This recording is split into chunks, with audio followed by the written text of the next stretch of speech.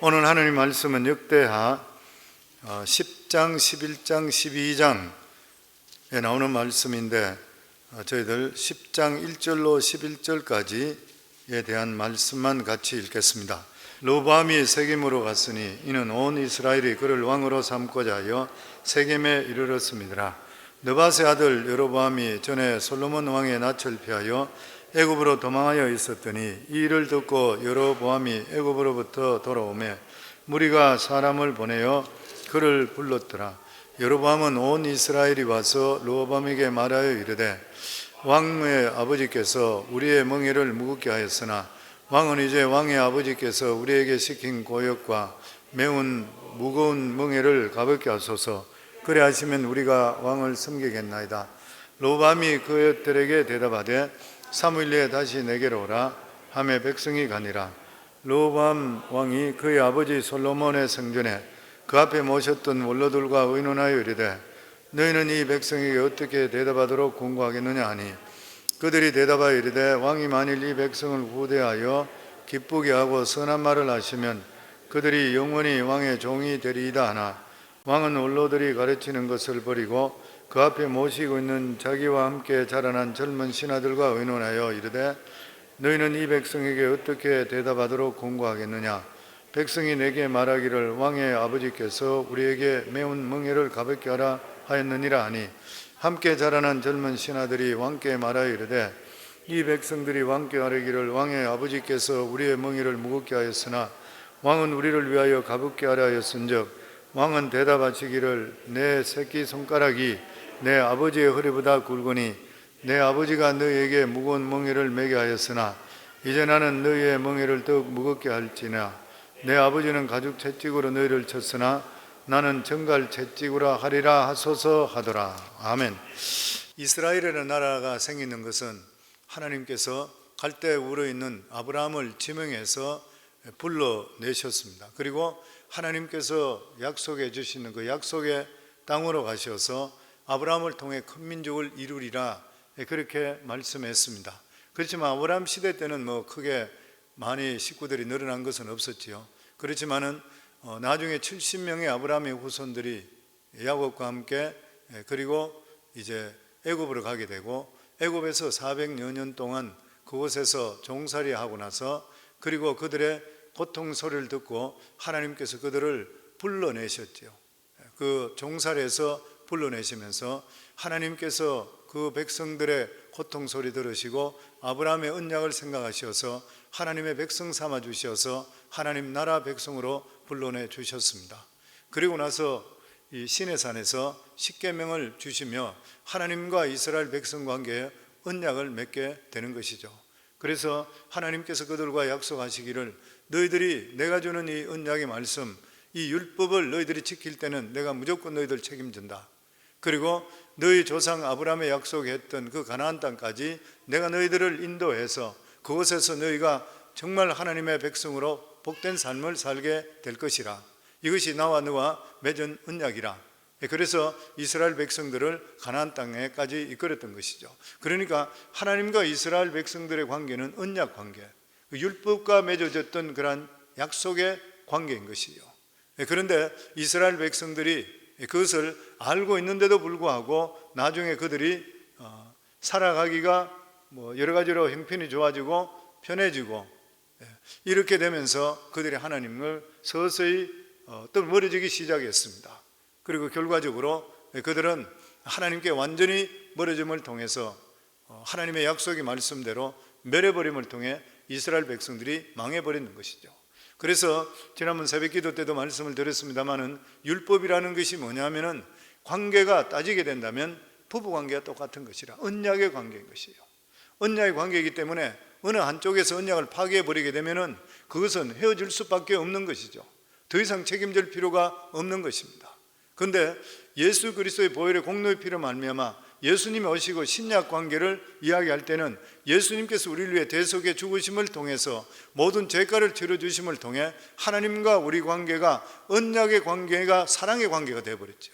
그래서 우리와 하나님 관계가 부모와 그러니까 부모와 자식 관계가 되는 것이에요.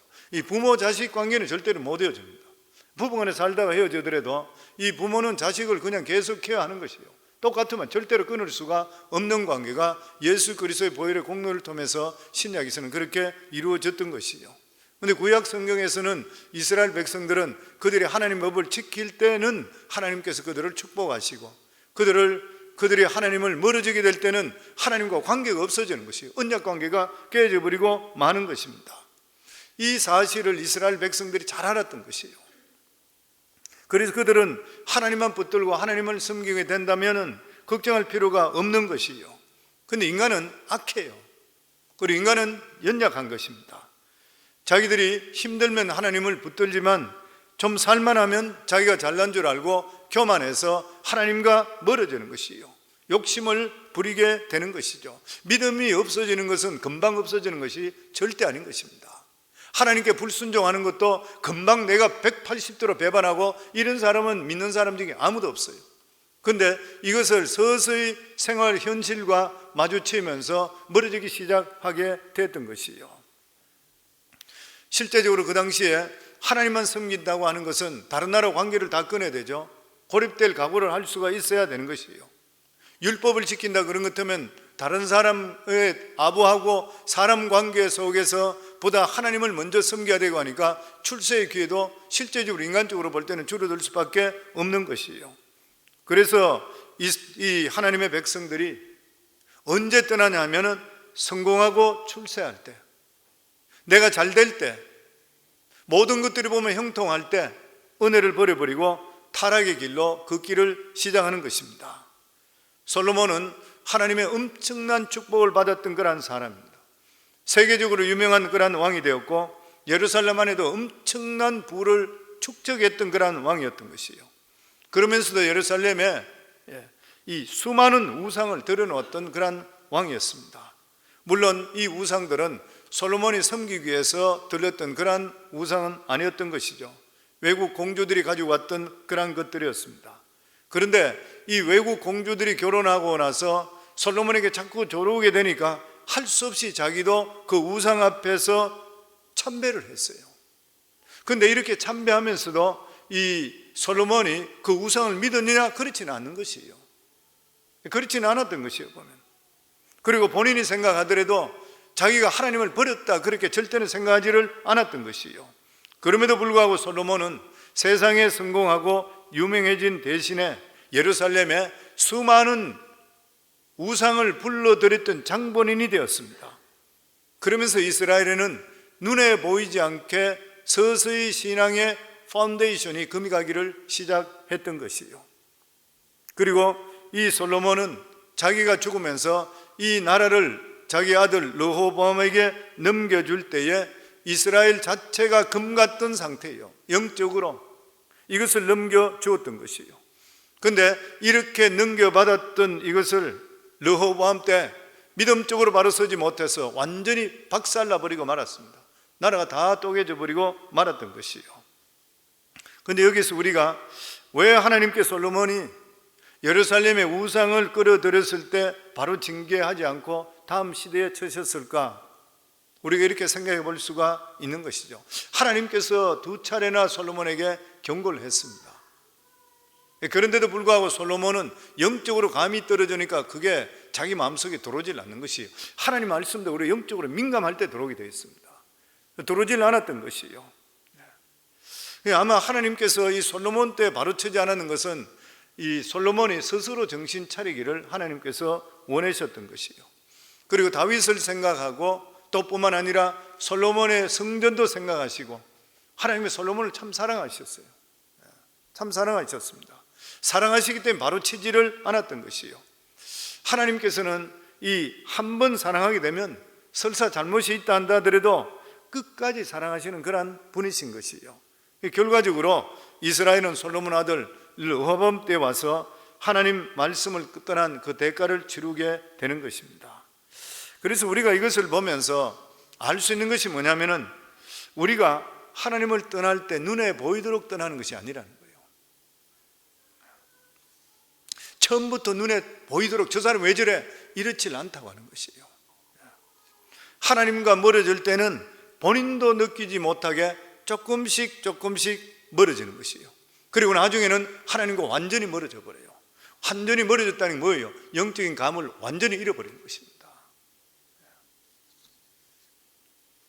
그리고 자기가 당했던 이 모든 것들을 자기 시대 때는 그냥 지나갈 수 있어요. 오늘 이 말씀 보면 그 다음 시대 때는 어려움, 그 대가를 반드시 치르게 되어 있다고 하는 것입니다.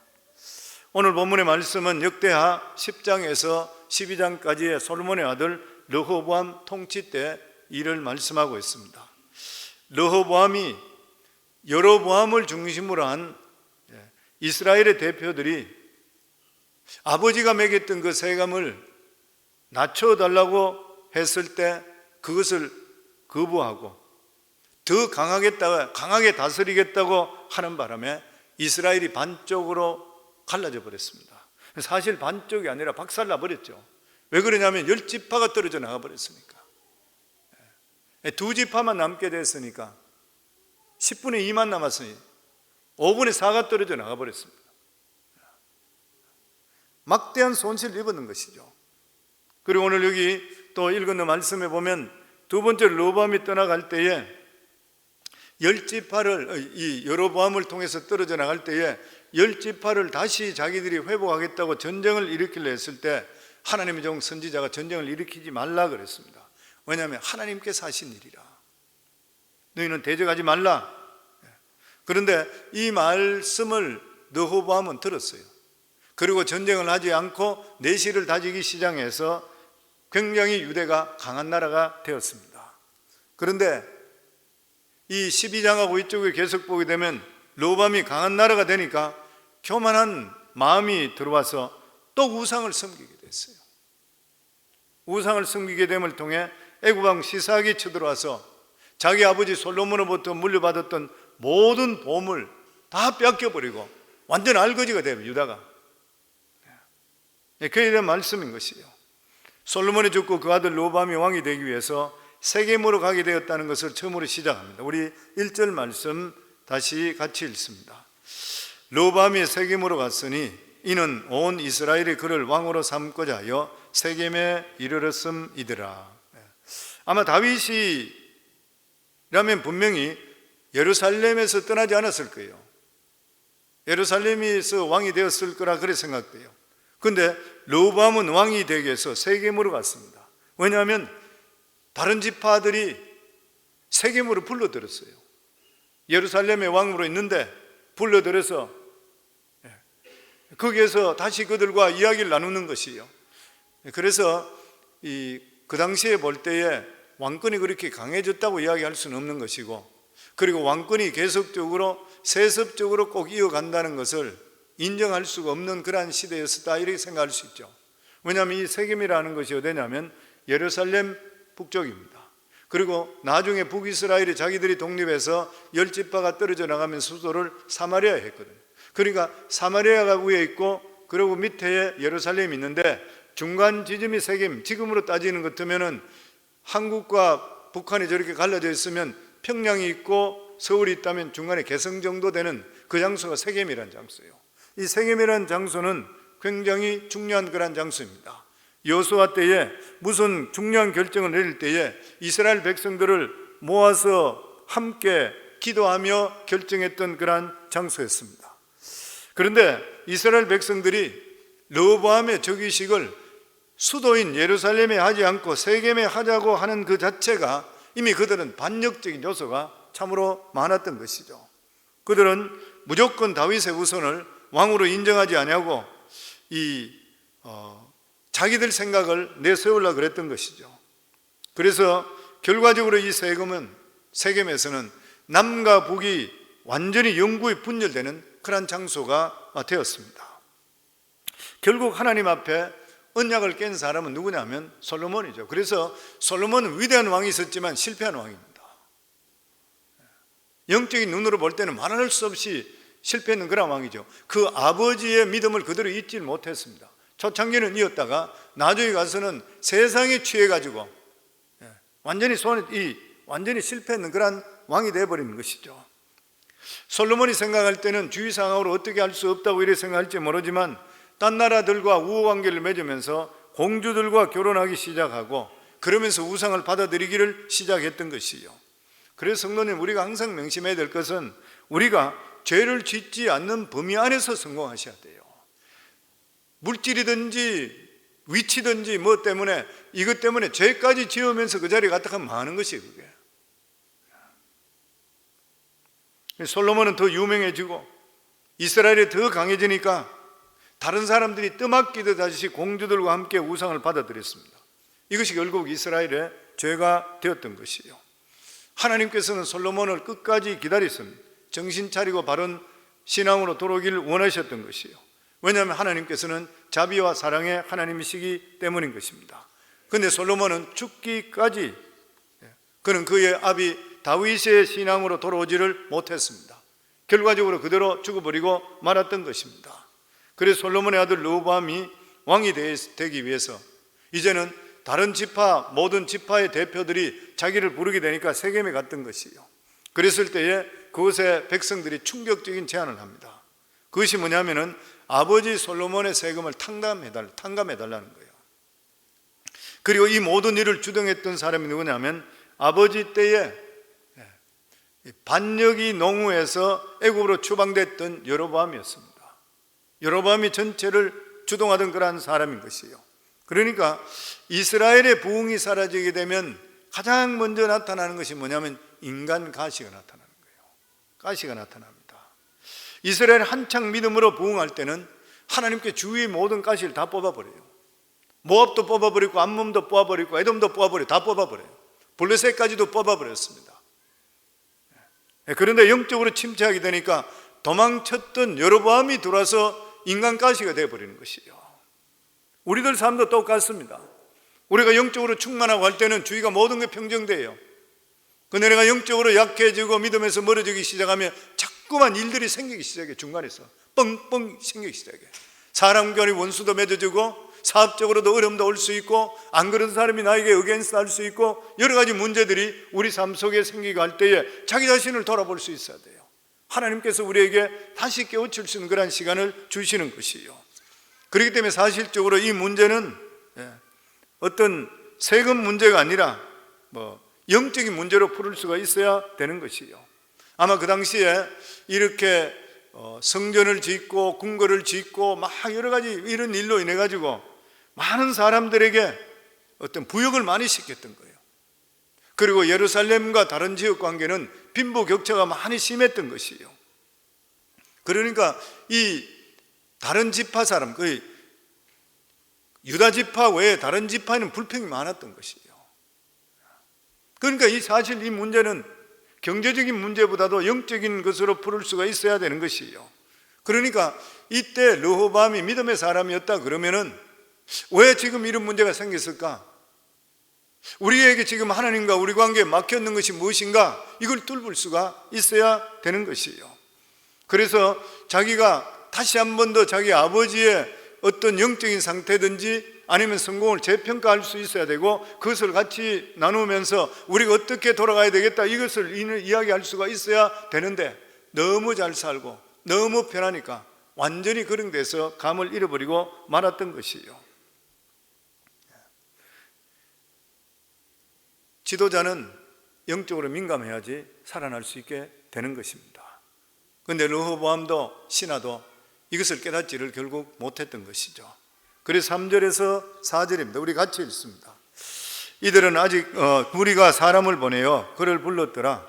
여로보암과 온 이스라엘이 와서 르호보암에게 말하여 이르되 왕의 아버지께서 우리의 멍에를 무겁게 하였으나 왕은 이제 왕의 아버지께서 우리에게 시킨 고역과 매운 무거운 멍에를 가볍게 하소서. 그래 하시면 우리가 왕을 섬기겠나이다.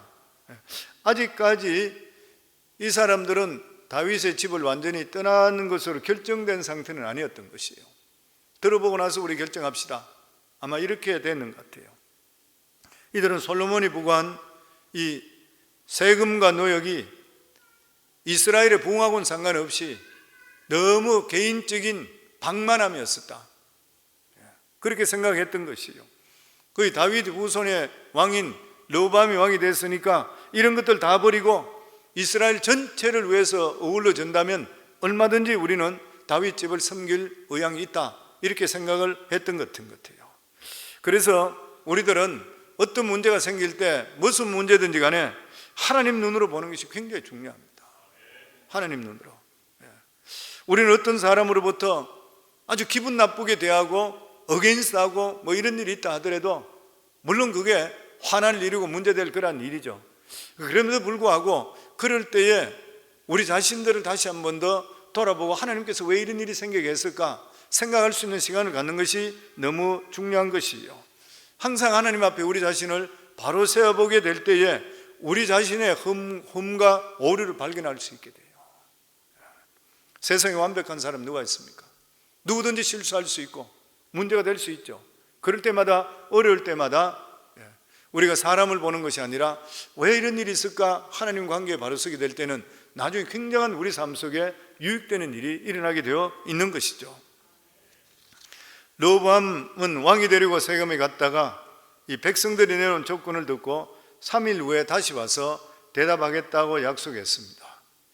그러면서 우선 르호보암은 많은 신하들을 불러서 백성들이 제시한 조건을 이야기하고 의견을 물었습니다. 그랬을 때에 나이 많은 늙은 신하들, 다윗의 시대에 부흥을 경험했던 그러한 사람들이었습니다. 이들은 솔로몬의 부흥이 영적인 부흥이 아니라 물질적인 부흥이었다, 그걸 알고 있던 그러한 사람이었던 것이에요. 그래서 백성들에게 이렇게 의견을 줘야 됩니다, 그렇게 했습니다. 그것이 7절에 그들이 대답하여 이르되 왕이 만일 이 백성을 후대하여 기쁘게 하고 선한 말을 하시면 그들이 영원히 왕의 종이 되리이다 하나. 그러나 모든 신하들의 생각이 일치했는 것은 아닌 것이죠. 그 당시에 노장파, 소장파 이렇게 있었는 것 같아요. 완전히 나눠졌습니다. 르호보암은 자기 또래 젊은 신하들에게 의견을 다시 물어봤습니다. 10절에서 11절입니다. 같이 읽습니다. 함께 자라난 젊은 신하들이 왕께 말하 이르되 이 백성들이 왕께 아뢰기를 왕의 아버지께서 우리의 멍에를 무겁게 하였으나 왕은 우리를 위하여 가볍게 하라 하였은즉 왕은 대답하시기를 내 새끼손가락이 내 아버지의 허리보다 굵으니 내 아버지가 너에게 무거운 멍에를 매게 하였으나 이제 나는 너희의 멍에를 더욱게 무겁게 할지라. 내 아버지는 가죽 채찍으로 너희를 치셨으나 나는 정갈 채찍으로 하리라 하소서 하더라. 이 사람들, 그러니까 소장파들이 지금 이야기하는 것은 다윗 시대 때 영적인 부흥을 이 사람들은 겪지를 못했던 것이에요. 오직 솔로몬 시대 때에 무조건 잘 되고 잘 사는 것만 겪었던 그러한 사람이에요. 그러니까 이 백성들의 말도 되지 않은 요구라 그들은 그렇게 생각했습니다. 그러면서 어디 백성이 왕에게 이래라 저래라 이야기할 수 있느냐 이렇게 생각했던 것이에요. 그래서 소장파들은 왕이 처음에 왕이 되니까 당신은 처음부터 강하게 나가야 됩니다. 강하게 나가지 못하게 되면 약한 모습을 보이게 되면 앞으로 사사건건 문제를 일으킬 거니까 아주 강해야 됩니다. 이렇게 조언을 했던 것이에요. 그런데 그때 르호보암이 이 소장파의 말을 듣게 됐잖아요. 그런데 르호보암이 잊고 있는 게 있었습니다. 그게 뭐냐면 이스라엘은 자기 나라가 아니라 하나님의 나라예요. 하나님께 세워진 나라인 것이에요. 그러니까 만약에 여기에 보면 우리가 성경 읽으면서 늘 느끼는 게 뭐냐면 믿음의 사람들은 문제만 생기면 성전에 가서 엎드립니다. 그냥 하나님 일을 어떻게 하면 좋습니까? 그런데 르호보암이 이런 사건이 터질 때 하나님이나 선지자에 찾아간 적이 없어요. 사람들만 물어봐. 그냥 노장파 소장파 그리고 고민하다가 자기 위세가 세워진다 그러고 자기한테 기분 좋게 이야기하니까 소장파 따라가 버리는 거예요. 만약에 믿음의 사람이라 그랬으면 하나님께 하나님 일을 어떻게 하면 좋겠습니까? 누구 말을 들어야 되겠습니까? 기도했다 그러면 반드시 하나님께 음성을 들으든지 아니면 선지자를 통해서라도 이야기해 주셨을 것이에요. 그럼 이 나라가 다시 살아날 수 있는 하나님 뜻은 이 나라를 박살내고 나누는 게 하나님 뜻이 아니거든요. 하나님께서 말씀하셨다 하더라도 우리 삶 속에 우리 자신을 다시 돌아보고 회개하고 하나님 앞에 겸비하면 하나님께서 살려주셔요. 아멘. 니느웨 성도 박살나고 다 망해야 되는 건데 그 사람들이 요나 선지자의 말을 듣고 나서 그들이 죄를 덮어쓰고 금식할 때 하나님 그 사람들 다 살려주는 것이에요. 하나님 뜻은 항상 우리에게 재앙을 주시고 멸망시키는 것이 아니라 우리 삶 속에 복되게 만들기를 하나님 원하시고 계시고 있는 것이에요. 그런데 르호보암이 그렇게 하지를 않았다는 것이에요. 그리고 그 나라가 하나님의 나라이고 백성이 하나님 소유지 지 것이 자기 것이 아니었다는 것이요.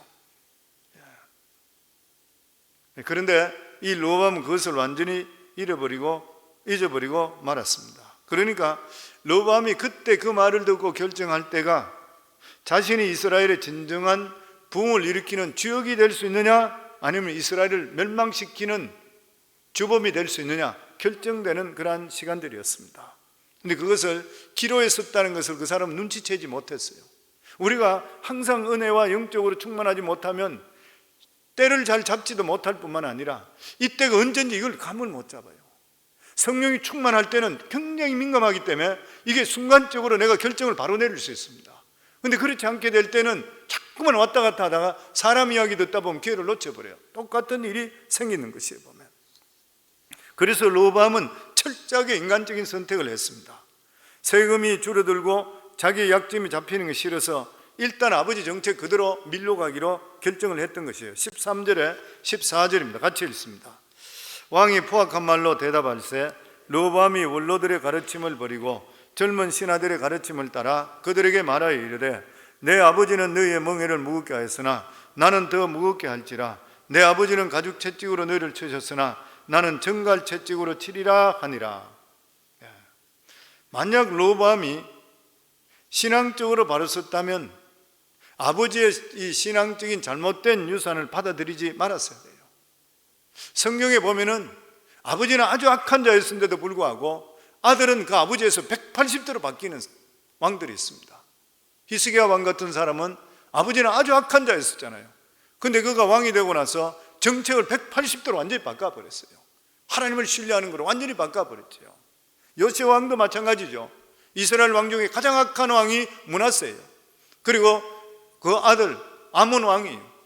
근데 그 손자인 요시야는 성군 중에 성군이었었거든. 성군이었던 것이에요. 우리 15절입니다. 저희들 같이 읽습니다. 왕이 이같이 백성의 말을 듣지 아니하였으니 이 일은 하나님께로 말미암은 것이니라. 여호와께서 전에 실로 사람 아히야로 하여금 느밧의 아들 여로보암에게 하신 말씀을 응하게 하심이더라. 이게 보면은 역대상, 제가 잠깐 읽도록 하겠습니다. 역대상 11장에 보면 그 말씀이 나오는데 여로보암을 하나님 택하셔요. 왜냐하면 이 솔로몬의 죄악 때문에 솔로몬에게 하나님 두 번이나 나타나시고 경고했는데도 듣지 않게 되니까 하나님께서 여로보암을 택하는 것이에요. 여로보암을 택하면서 뭐라 그러냐면은 선지자를 보내서 이야기하기를 이는 그들이 나를 버리고 시돈 사람의 여신 아스다롯과 모압의 신 그모스와 암몬 자손의 신 밀곰을 경배하며 그의 아버지 다윗의 행함 같지 아니하여 내 길로 행하지 아니하며 나보기에 정직한 일과 내 법도와 내 율례를 행하지 아니함이라. 그러나 내가 택한 내 종 다윗이 내 명령과 내 법도를 지켰으므로 내가 그를 위하여 솔로몬의 성전에는 온 나라를 그 손에서 빼앗지 아니하고 주관하게 아니하려니와 내가 그의 아들의 손에서 나라를 빼앗아 그 10지파를 내게 줄 것이요. 여로보암에게 말씀하시는 것이요. 그래서 하나님께서 이 말씀을 선지자를 통해서 하셨던 것이에요. 선지자를 통해서 하시면서 이 말씀을 주셨습니다. 그런데 이 말씀을 받고 그리고 이 여로보암이 이 말씀을 받았다는 것을 알게 돼서 솔로몬이 여로보암을 죽이려고 그런 거예요. 그래서 이 여로보암은 그때 도망쳐서 솔로몬이 죽을 때까지 애굽 땅에 있다가 솔로몬이 죽었다는 소식을 듣고 다시 돌아오게 됩니다. 하나님께서는 다윗의 언약을 주신 것은 물론 다윗의 후손이 계속 이스라엘 왕이 되게 하시겠다는 약속이었던 것이에요. 그리고 이스라엘에는 하나님께 다윗의 언약을 통해서 뭐가 정해지냐면은 이스라엘의 지도자 한 명만 말씀 안에 바로 서면은 전체 백성이 말씀을 바로 쓴 거로 인정해서 이스라엘 전체에 부흥을 주시겠다고 약속해 주셨는 것이에요. 그런데 이스라엘 10지파, 지금 여기 지파는 이 다윗의 언약을 포기해 버립니다. 이것을 파기했다고 하는 것은 모세로부터 받았던 신의 산의 언약까지도 다 파기해 버린 것이에요. 그게 무슨 말이냐면 이제 이 10지파들은 이제는 자기들이 더 이상 다윗을 통해서는 자기들 삶 속에 더 이상 자기한테 유익될 게 없다는 것이에요. 그래서 역대하 16장입니다. 저희들 10장 16절 저희들 같이 읽습니다. 온 이스라엘은 왕이 자기들의 말을 듣지 아니함을 보고 왕에게 대답하여 이르되 우리가 다윗과 무슨 관계가 있느냐? 이새의 아들에게 받을 유산이 없도다. 이스라엘아 각각 너희의 장막으로 돌아가라. 다윗이여 이제 너는 내 집이나 돌보거라 하고 온 이스라엘이 그들의 장막으로 돌아가니라. 그러니까 하나님께서 다윗을 통해서 언약했던 것을 이 북쪽에 있는 10지파 사람들은 인정을 안 하는 것이에요. 깨버렸습니다. 깨버린 것과 마찬가지로 하나님께서 모세를 통해 주셨던 시내산 언약도 파괴해버렸습니다. 무슨 말씀이냐면은 이들은 우리도 여호와를 섬기기는 섬기겠지만 우리 방법대로 섬기겠다 그랬어요. 그래서 나중에 보면 여로보암이 왕이 되고 나서 이스라엘 각 지파에 있는 레위 지파 그리고 제사장들 레위인들 다 쫓아내 버렸습니다. 자기 마음대로 하기 위해서. 그래서 여기 보면 10지파가 떨어져 나가고 이때에 북이스라엘로 독립하게 되고 그리고 유다만 베냐민 지파와 함께 2지파만 남아서 유다 왕국을 명맥을 유지하게 됩니다. 그런데 참 성경을 읽으면서 의문이 드는 게 뭐냐면은 베냐민 지파가 왜 유대 쪽에 남았냐? 베냐민 지파가 실제적으로 그 사람들이 가까운 데가 누가 더 가까웠냐면 북쪽하고 더 가깝습니다. 왜냐하면 이 여로보암이라는 사람 자체가 누구냐면은 에브라임 지파 사람이에요. 에브라임 지파가 누군 것이요? 요셉의 자손입니다. 그러니까 하나님께서 요셉에게 복을 주실 때에 두 자손에게 2지파를 주셨잖아요. 요셉에 낳는 아들이 므낫세와 에브라임인 것이에요. 근데 야곱이 축복할 때 손을 교체하면서 에브라임에게 장자의 복을 주셨잖아요. 그래서 북이스라엘 그러면 12지파를 대표하는데 에브라임 지파가 대표예요. 그리고 에브라임 지파는 그러면 북이스라엘로 이렇게 따지는 것이에요. 성경적으로 나올 때 보면. 그런데 이 요셉하고 베냐민하고는 같은 배에서 태어난 형제들이에요. 라헬의 2 아들인 것입니다. 라헬의 2 아들이기 때문에 너무 가까워요. 여기는 너무 가까운데 어떻게 해서 이렇게 나라가 갈라지게 될 때에 베냐민 지파가 에브라임 같은 자기들과 피를 나눴던 형제였던 그 형님 쪽에 에브라임 쪽에 붙지 않고 같은 지파 쪽에 붙지 않고 어떻게 해서 이 다윗하고 사울하고는 베냐민 지파지요. 사울이 베냐민 지파인데 베냐민인데 여기는 둘이가 천지 원수예요. 10년 동안 죽이려고 자기 사위 삼고도 죽이려고 따라다녔던. 그런데 어떻게 해서 베냐민 지파가 북쪽 지파로 가버렸는가? 남쪽 지파로 남았는 것인가? 정확한 것은 알 수 없습니다. 왜냐하면 성경에 그게 나와 있지 않아요. 그런데 추측하는 것은 수도 없이 많이 있어요. 어떤 추측은 이야기할 때에 그래도 거기에는 예루살렘에 성전이 있었기 때문에 하나님의 성전이 있기 때문에 하나님의 성전을 두고 어떻게 갈 수 있냐 그렇게 해서 했을 것이라. 또 어떤 것은 자기는 그래도 왕족인데 우리들은 왕의 지파에 있었는데 어떻게 해서 같은 왕의 지파로 있어야 되지 우리가 지금 반란에서 떨어져 나간 쪽에 내가 붙을 수가 있느냐 뭐 여러 가지 말들이 많이 있습니다. 또 어떤 것은 다윗이 요나단과 그 모든 사울의 그 모든 자손들에게 너무나 후대했기 때문에 그래서 자기들이 잊지 못하고 있었을 것이다. 그런데 정확한 것은 몰라요.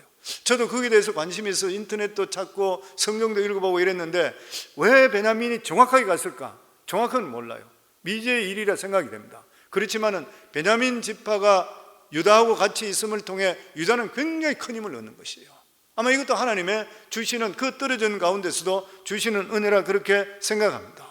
그래서 이 이스라엘은 유다 지파는 유다 왕국은 작은 약소 국가가 되었는 것이에요. 그렇게 큰 나라가 5분의 4가 떨어져 나가버리고 근데 완전히 망하지는 않았던 것이에요. 그리고 그들이 정신만 차리게 되면 얼마든지 하나 될 수 있는 기회가 충분히 있었는 것이에요. 그리고 실제적으로 르호보암은 나중에 그가 회개하게 되고 그리고 말씀을 통해서 큰 부흥이 일어나게 됩니다. 보면 옛날 사람들은 나라 전체가 왕의 것이라 생각했는데 이게 그만큼 떨어져 나갔다 그러면 그냥 있을 수가 없는 거잖아요. 이걸 다시 찾고 싶었던 것이에요. 처음에는 르호보암도 떨어진 10지파를 무력으로 복종시키기 위해 전쟁을 시도했습니다. 11장 1절 말씀 같이 읽습니다.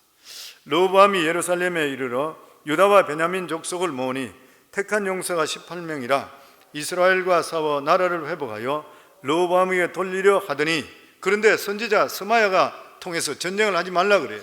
우리 여기 11장 4절 같이 읽습니다. 여호와께서 이와 같이 말씀하시기를 너희는 올라가지 말라. 너희 형제와 싸우지 말고 각기 집으로 돌아가라. 이 일이 내게로 말미암아 난 것이라 하셨다 하라 하신지라. 그들이 여호와의 말씀을 듣고 돌아가고 여로보암을 치도 가던 길에서 되돌아왔더라. 전쟁에서 18만 명의 군사가 출발을 했던 것이에요. 그런데 선지자의 말을 듣고 나서 이 일은 하나님께 하신 일이다 그 듣고 다시 돌아옵니다. 실제적으로 르호보암이 이때는 결단은 진짜 잘한 것이죠.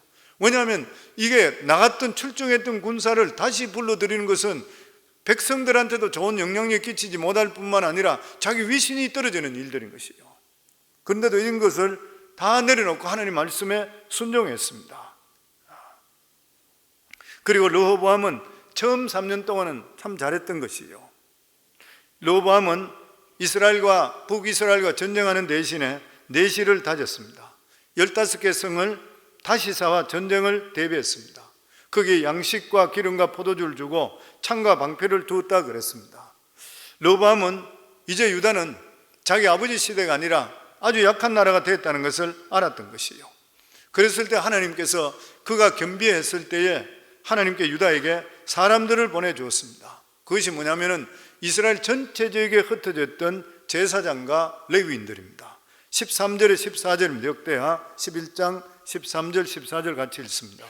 온 이스라엘의 제사장들과 레위 사람들이 그들의 모든 지방에서부터 르호보암에게로 돌아오되 레위 사람들이 자기들의 마을들과 산업을 떠나 유다와 예루살렘에 이르렀으니 이는 여로보암과 그의 아들들이 그들을 해임하여 여호와께서 제사장의 직분을 행하지 못하게 하고, 그러니까 여로보암은 자기 마음대로 하겠다고 해서, 그래서 여기에 레위 지파 사람들, 제사장 레위 사람들을 다 고향으로 돌려보내버리고 해임시켜버리고 잡아서 파이어시켜버렸습니다.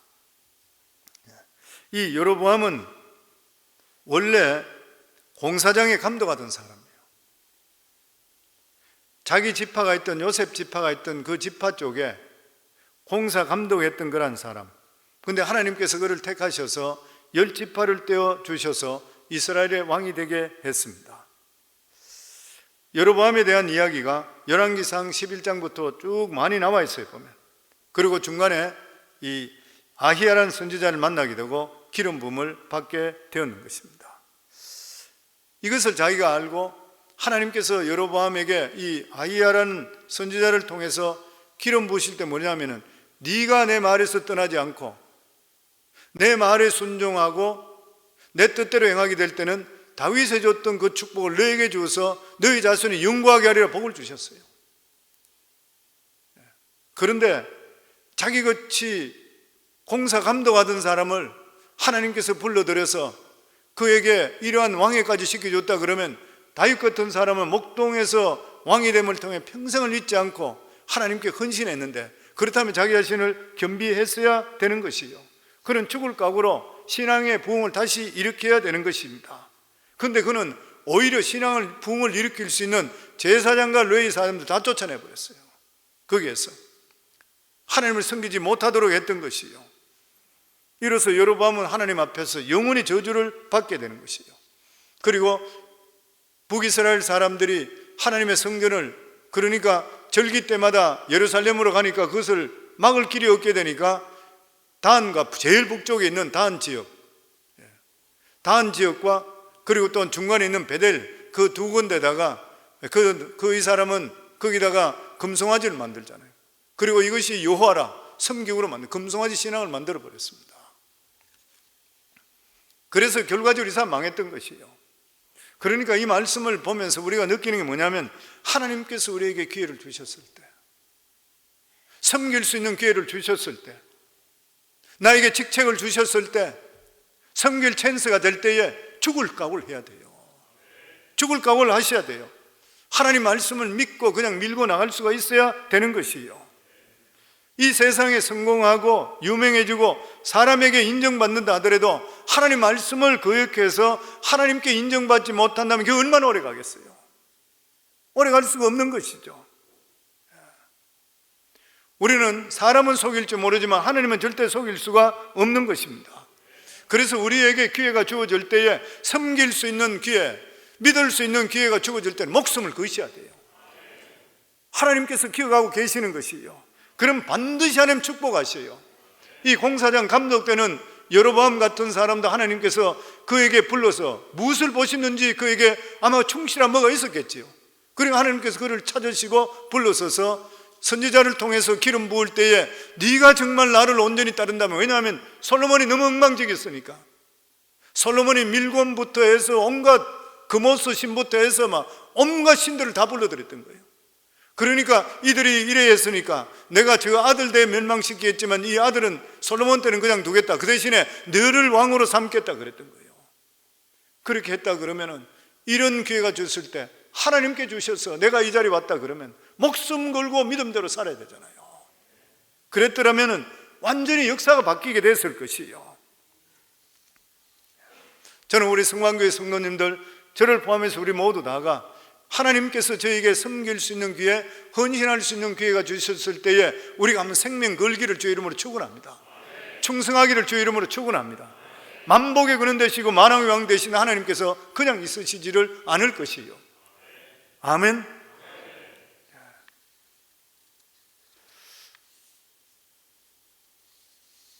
갈 길이 많은데 시간이 너무 많이 가.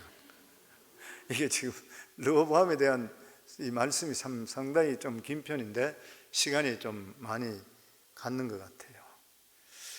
그리고 짧게 말씀드리게 되면은 이 르호보암은 3년 동안만 정신 차렸습니다. 굉장히 부강해졌었어요. 그런데 이 르호보암도 자기 아버지를 닮아서 그런지 아내들을 많이 취하고 자식들을 많이 낳았어요. 역대하 11장 21절에 보면 르호보암은 아내 18명과 첩 60명을 두어 아들 28명과 딸 60명을 낳았으나 압살롬의 딸 마아가를 모든 처첩보다 더 사랑하여, 이 사람은 부흥을 결혼으로 시키는 것 같아요. 자식을 많이 낳고 영적으로 각성해야 되는데 그렇게 하지를 못하는 것이에요. 무슨 일이든지 영적으로 각성하면 왕이 앞장서야 됩니다. 지도자가 앞장서야 돼요. 교회에서는 목사가 앞장서야 되고 목장에서는 목자가 앞장서야 되고 뭐든지 지도자가 앞장서면 되는 것이에요. 그런데 이 르호보암은 아버지를 닮아서 아내와 자식들만 많이 두었습니다. 그리고 나중에 잘 살게 되고 좋아지게 되니까 부흥과 거리가 멀게 교만해져 버렸어요. 교만해졌습니다. 하나님을 차츰 외면했습니다. 역대하 12장 1절에 보면 르호보암이 나라가 견고하고 세력이 강해지며 그가 여호와 율법을 버리니 온 이스라엘이 본받더라. 리더가 이렇게 중요해요. 리더가 바로 서지 못하게 되니까 온 이스라엘이 본받더라. 그러면서 구체적으로 산당과 우상과 아세라 목상을 섬겼고 유다에 남색하는 사람까지 있었다 그랬어요. 그때도 남색하는 사람이었어요. 동성애 게이들이 있었어요. 열왕기상 14장 22절에 24절에 보면 유다가 여호와 보시기에 악을 행하되 그의 조상들이 행한 모든 일보다 뛰어나게 하여 그 부만 죄로 여호와를 노엽게 하였으니 이는 그들도 산 위에와 모든 푸른 나무 아래에 산당과 우상과 아세라상을 세웠습니다. 그 땅에 또 남색하는 데가 있었고 여호와께서 이스라엘 자손 앞에서 쫓아낸 국민의 모든 가정한 일을 무리가 본받아 행하였더라. 이게 언제부터 나타났냐? 르호보암 5년째부터 그랬습니다. 통치한 지가. 왕은 백성들의 거울이에요. 왕은 백성들의 거울이잖아요. 그 왕이 잘못 나가면 백성들은 그냥 따라가 버려요. 저는 오바마를 개인적으로 굉장히 좋아합니다. 흑인인데도 대통령이 됐고 그리고 공부를 많이 했고 사람이 굉장히 오픈되어 있으며 귀를 기울이고 좋은 사람이에요. 근데 그 사람이 했는 영적으로 볼 때는 진짜 나쁜 사람이에요. 이 사람이 동성애를 인정을 해버리면서 합법적으로 만드는 바람에 대기업부터 해서 미국 전역에서 이제는 해도 되는갑다 이렇게 생각해서 다 그냥 따라가 버렸어요. 좋은지 나쁜지 모르고 따라가 버려요. 믿음직이지 못한 사람 따라가 버리는 것이요. 리더가 얼마나 중요한지 몰라요. 보면 이런 걸 볼 때요, 하나님께 정신 차리지 못하는 이러한 유다를 쳐시기 위해서 애굽왕 시삭을 사용했습니다. 역대하 12장 2절에 3절에 보면 그들이 여호와께 범죄하였으므로 르호보암 왕 제5년에 애굽왕 시삭이 예루살렘을 치러 올라오니 그에게 병거 1200대여 수를 없이 왔더라. 르호보암은 나름대로 자신을 지키기 위해서 15성들을 보수하고 건축했었고 거기에 온갖 걸 다 비축해 놨지만 애굽왕 시삭의 공격을 당해낼 수가 없었어요. 이때 하나님의 선지자 스마야가 와서 하나님 말씀을 전합니다. 역대하 12장 5절 말씀입니다. 같이 읽습니다. 그때 유다 방백들이 시삭의 일로 예루살렘에 모였는지라 선지자 스마야가 르호보암과 방백들에게 나와 이르되 여호와께서 이같이 말씀하시기를 너희가 나를 버렸으므로 나도 너희를 버려 시삭의 손에 넘겨놓으라 하였다 한지라. 너희가 나를 버렸으면 내가 너희를 버린다는 거예요. 그랬을 때 이스라엘 이 왕이 정신을 번쩍 들어가지고 회개를 합니다. 그래서 하나님께 다시 자비를 베풀어서 멸망시키는 대신에 두 가지 벌을 내렸어요. 하나는 뭐냐면은 유다가 애굽 왕 시삭의 종이 되는 것이요. 다른 하나는 뭐냐면 예루살렘에 있는 모든 금은, 성전에 있는 금 기둥에 붙어난 것까지 다 껍질 다 뺏겨서 시삭이 다 가져가 버려요. 솔로몬이 모았던 그 엄청난 금 하루아침에 애굽 왕 시삭에게 모두 다 강탈당해버리고 말았고, 그리고 또한 유다 왕과 신하들은 시삭의 종이 되어버렸습니다. 그동안 누리고 있던 신앙의 자유, 정치적인 자유 다 뺏겨버리고 말았던 것이에요. 그러니까 하나님께서는 유다 왕과 신하들에게 하나님의 종이 되는 것과 사람이 되는 것이 어떤 것인지 스스로 비교해보라는 것이에요. 비교해보라는 것이에요. 사람들은 성공하게 되면, 돈을 벌게 많이 생기게 되면 자식들에게 물려주려고 합니다. 자식이 덜 고생하고 편하게 사는 것, 부모들이 다 원하는 그런 일인 것이죠. 그런데 자식에게 실제로 그 물질이 좋은 영향을 끼치지 않을지는 두고 봐야 돼요. 그리고 부모의 불신앙은 상속될 수 있습니다. 르호보암이나 이스라엘 백성들은 이스라엘이 특별한 하나님의 나라라는 것을 깨닫지를 못했던 것이에요. 이스라엘은 하나님을 잘 섬기고 율법을 지키기 위해서 약속한 언약이 세워졌던 그런 나라였던 것이에요. 이스라엘이 하나님 율법을 버리고 아무리 성공했다 하더라도 한순간에 공론탑이 다 무너져 버렸습니다. 오늘 여기 주신 말씀에 우리 자신들도 돌아봐야 돼요. 우리는 어느 순간부터 하나님과 멀어질 수 있습니다. 갑자기 절대로 안 멀어져요. 조금씩 멀어질 수 있어요. 성도님, 불신앙이 갑자기 불신앙이 옵니까? 절대로 갑자기 불신앙 안 와요. 어느 순간에 내 속에 선뿌리 듯이 이상한 것들이 생기면서 어게인스트 하고 싶은 생각이 들기 시작해요. 자기도 모르는 사이에 내 속에 불신앙이 생기기 시작하는 것이에요. 그러면서 하나님과 멀어지는 것이에요. 신앙이 멀어지는 것이에요. 그렇기 때문에 하나님의 축복이 우리에게 있을 때 조심해야 돼요. 항상 있을 때 조심해야 돼요. 그리고 하나님 말씀으로 수시로 우리 자신을 점검하셔야 돼요. 그래서 우리 성도님께 끊임없이 말씀드리는 것이 가정 예배 드려야 됩니다. 그리고 예배 중심적으로 사셔야 됩니다. 그리고 큐티 하셔야 됩니다.